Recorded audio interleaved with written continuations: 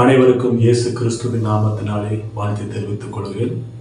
இந்த நாளில் நம்ம பார்க்க வேண்டிய காரியம் என்னன்னா, கிறிஸ்தவர்கள் மருத்துவம் பார்க்கலாமா என்று சொன்னால், மருத்துவம் பார்ப்பது பாவம் என்று சொல்லியும், மருத்துவத்தை பார்க்கிறவர்கள் தேவன் பேரில் நம்பிக்கையற்றவர்களாக இருக்கிறார் என்று சொல்லியும் இப்படிப்பட்ட உபதேசத்தை நம்ம கேட்டிருக்கலாம்.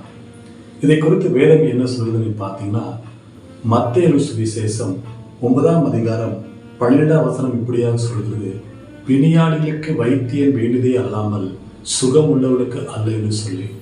இன்னொரு இடத்துல சொல்லப்பட்டிருக்கிறது, மார்க்கு சுவிசேஷம் 5ஆம் அதிகாரம் 26ஆம் வசனம் இப்படியாக சொல்கிறது, அநேக வைத்தியர்களால் மிகவும் வருத்தப்பட்டு தனக்கு உண்டான எல்லாவற்றையும் செலவழித்து சற்றாலும் குணமடையாமல் வருத்தப்படுகிற பொழுது இயேசு கிறிஸ்துவை குறித்து கேள்விப்படுகிறார். இந்த ஒரு விஷயத்தை கவனிச்சு பாருங்க. இயேசு கிறிஸ்து இந்த பூமியில ஊழியம் செய்து கொண்ட நாட்களிலே அநேக வைத்தியர்கள் இருந்தார்கள் என்பதை மார்க்கு சுவிசேஷம் 5ஆம் அதிகாரம் 26ஆம் வசனம் மிக தெளிவாக சொல்லப்பட்டிருக்கிறது. அந்த ஸ்திரீயானவள் இயேசு கிறிஸ்துவ சுகம் பெறுகிற பொழுது இயேசு சொன்ன வார்த்தை என்ன தெரியுமா? உன் விசுவாசம் உன்னை ரட்சித்தது என்று சொல்லி. இந்த இடத்துல பாருங்க, ஒரு சமாரிய ஸ்திரீயுடைய வாழ்க்கையை அறிந்த தேவன் இந்த 18 வருஷமா இருக்கிற பெரும்பாலான ஸ்திரீயை குறித்து அறியாமல் இருந்திருப்பாரா? அவர் எத்தனை மருத்துவரை பார்த்து இங்கு என்னிடத்தில் வந்திருக்கிறார் என்பதை இயேசு கிறிஸ்து அறியாமல் இருந்திருப்பாரா?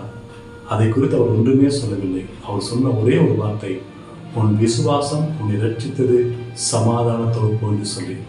அப்ப இங்க நாம் அறிந்து கொள்ளக்கூடிய காரியம் என்னன்னா, ஒரு கிறிஸ்தவன் மருத்துவத்தை பார்ப்பதும் பார்க்காமல் இருப்பதும் அவர்களுடைய விசுவாசத்தின் நிலை என்பதை நாம் அறிந்து கொள்ள வேண்டும்.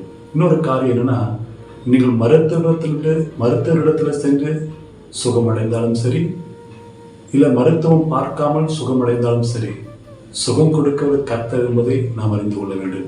ஆகையினாலே மருத்துவம் பார்க்கலாமா வேண்டாமா என்கிற குழப்பம் இல்லாதபடிக்கு 2 தீமோத்தேயு 4ஆம் அதிகாரம் 5ஆம் வசனத்தின்படி நீங்கள் மனத்தெளிவுள்ளா இருந்து கிறிஸ்துவின் வார்த்தை பின்பற்ற வேண்டும் என்பதே மிகவும் கவனத்துக்குரிய காரியம் இருக்கிறபடினாலே பின்பற்றுங்கள், தெளிவாகுங்கள், கர்த்தருடைய ஆசீர்வதிப்பாராக. மீண்டும் உங்களை அடுத்த நிகழ்ச்சியில் சந்திக்கிற வரைக்கும் கர்த்தருடைய கிருபை, அவருடைய பிரசன்னம், அவருடைய மகிமை, அவருடைய பாதுகாப்பு உங்களை அனுபவோடு கொடுப்பதாக. ஆமென்.